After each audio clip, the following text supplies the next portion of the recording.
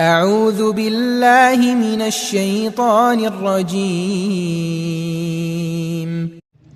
अस्सलाम वालेकुम जी dear students, welcome to this YouTube channel accounting की दुनिया। जी स्टूडेंट्स, आज हम अपने जो लेक्चर हमारा चल रहा था जर्नल एंट्रीज जिसमें हम कर रहे हैं उस चैप्टर की तरफ जा रहे हैं। ये सुहेल अफजल साहब की बुक का चैप्टर नंबर 4 है, ठीक है, journal the original book of entry के नाम से। तो आज इसका क्वेश्चन नंबर 1 आईकॉम पार्ट 1 की बुक है। क्वेश्चन नंबर 1 देखने जा रहे हैं। कल लास्ट टाइम जो हमने वीडियो थी उसमें हमने देखा था कि ट्रांजैक्शन किस तरह से परफॉर्म की जाती हैं, कुछ सेल परचेज की वो एंट्रीज जो हर क्वेश्चन में बार बार रिपीट होती हैं वो मैंने करवाई थी। आज हम क्वेश्चन की तरफ चलेंगे। जी स्टूडेंट्स, क्वेश्चन नंबर 1 है जिसमें सबसे पहले डेट्स दी हुई हैं। अगस्त 1 5 ये डेट दी हुई है और उसके बाद ये ट्रांजैक्शन उन्होंने लिखी हुई है, इसको हम जर्नल में परफॉर्म करेंगे। फर्स्ट है जी, Saad started business with cash ₹1 lakh. Saad ने स्टार्ट किया है बिजनेस किसके साथ? कैश के साथ बिजनेस को उसने स्टार्ट किया है। कितने से? 1 लाख रुपए से। तो स्टूडेंट्स, मैंने आपको बताया था कि जब भी बिजनेस स्टार्ट किया जाता है तो उसमें जो भी चीज़ें हम इन्वेस्ट कर देते हैं, चाहे वो कैश है, बैंक है, बिल्डिंग है, मशीनरी है, प्लांट है, जो भी चीज़ें हम कारोबार में इन्वेस्ट कर देते हैं वो हमारी कैपिटल कहलाती हैं। कारोबार में जब भी कोई चीज़ इन्वेस्ट की जाएगी तो इसका मतलब है कैपिटल में इंक्रीज़ आ रहा है, तो ये कैपिटल में इजाफा होगा हमारा। और दूसरी तरफ जो चीज़ें कारोबार में आ रही हैं ये हमारे एसेट्स कंसीडर किए जाते हैं। जैसे कैश यहाँ पे इंक्रीज़ आ रहा है, कैश कारोबार में आ रहा है तो ये हमारा एसेट होगा।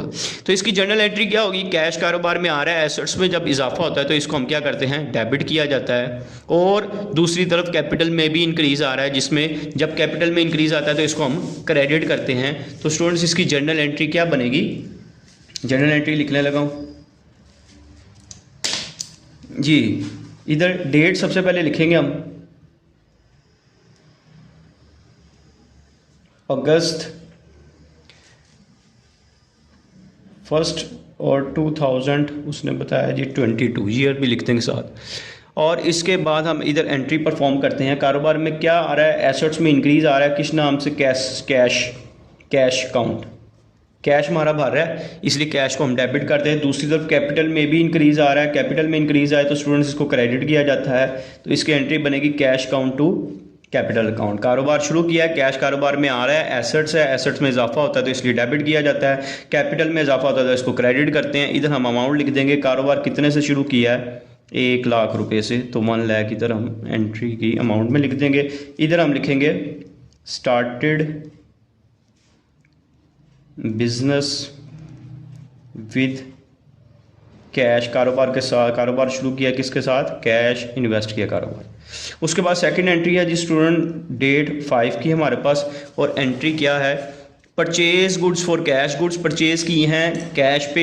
एक मैंने आपको बताया था जब कैश हमारे पास आता है तो इसको डेबिट किया जाता है और जब कैश हमसे जाता है इसको क्रेडिट करते हैं। ये ट्रांजैक्शन, ये जो मैंने पॉइंट बताया सिर्फ कैश के लिए याद रखना है, बाकी चीज़ों में हर जगह पे ये अप्लाई नहीं होता।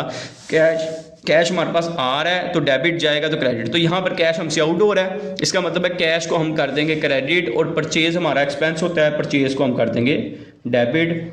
अगर इससे रिलेटेड कोई प्रॉब्लम हो तो लास्ट वीडियो में परचेज और सेल की एंट्रीज डिटेल से एक्सप्लेन की थी, उसको स्टूडेंट्स देख लीजिएगा। तो इसकी एंट्री बनेगी cash account to purchase account to cash account. Purchase expense है, एक्सपेंस में इजाफा हो तो डेबिट होता है। और कैश हमसे आउट हो रहा है, एसेट है, एसेट में डिक्रीज आएगा तो क्रेडिट किया जाएगा। और यहाँ पे नरेशन लिखेंगे परचेज गुड्स फॉर कैश और इसके नीचे इतने हिस्से में आपने लाइन लगा दें। जिस थर्ड एंट्री की तरफ चलते हैं, सोल गुड्स फॉर कैश। जब चीज़ें आप कैश पे सेल कर रहे हैं इसका मतलब कैश आ रहा है, जब कैश आता है तो इसको डेबिट किया जाएगा। कैश तो डेबिट हो गया, दूसरी तरफ क्रेडिट क्या होगा? गुड्स जब सेल करते हैं तो इसको सेल्स के नाम से लिखा जाता है, तो यहाँ पर हम क्रेडिट करेंगे सेल्स को। सेल्स इनकम है, इनकम में इजाफा हो तो स्टूडेंट्स क्रेडिट किया जाता है। डेट है इसकी 9 और हमारे पास अमाउंट इसकी गिवन है जी 24,000 की गुड्स हमने सेल की हैं। सेल हमारी इनकम है, इनकम में इजाफा होगा तो क्रेडिट करेंगे जी। कैश एसेट है, एसेट में इजाफा हो तो debit. Goods sold for cash और इतने हिस्से में स्टूडेंट्स आपने लाइन लगा देनी है। उसके बाद है स्टूडेंट्स हमारे पास पेड रेंट पे किया। स्टूडेंट जब रेंट पे किया जाता है तो कैश हमसे जा रहा है, कैश आउट हो रहा है। जब कैश हमसे जा रहा है, कैश आउट हो रहा है तो कैश को हम कर देंगे क्रेडिट। और एक्सपेंस में जब इजाफा होता है तो उसको डेबिट किया जाता है। तो एक्सपेंस का नाम क्या है? रेंट। रेंट एक्सपेंस में जब इजाफा होता है तो उसको क्या करते हैं, हम डेबिट करते हैं। तो रेंट हमारा एक्सपेंस है, इसमें इंक्रीज है, इसको डेबिट कर देंगे। कैश हमारे से आउट हो रहा है, कैश जा रहा है, जब भी कैश आपसे आउट होगा, आपसे जाएगा, तो आप उसको क्रेडिट करेंगे। कितनी अमाउंट से, 6000 से, और डेट इसकी स्टूडेंट्स हमें दी हुई है 15। यहाँ पे इसकी नरेशन लिख देंगे, रेंट पेड, और इतने से में आपने लाइन लगा देनी है। स्टूडेंट लास्ट ट्रांजैक्शन है 25 डेट की, रिसीव इंटरेस्ट। जब आप रिसीव करते हैं तो इसका मतलब कैश आ रहा है आपके पास। जब कैश आप रिसीव करते हैं आपके पास आता है तो कैश को डेबिट किया जाएगा और क्रेडिट करेंगे हम इनकम में जब इजाफा होता है तो उसको क्रेडिट करते हैं। इनकम में जब इंक्रीज आता है तो उसको क्रेडिट करते हैं। और यहाँ पर इनकम का नाम क्या है, इंटरेस्ट।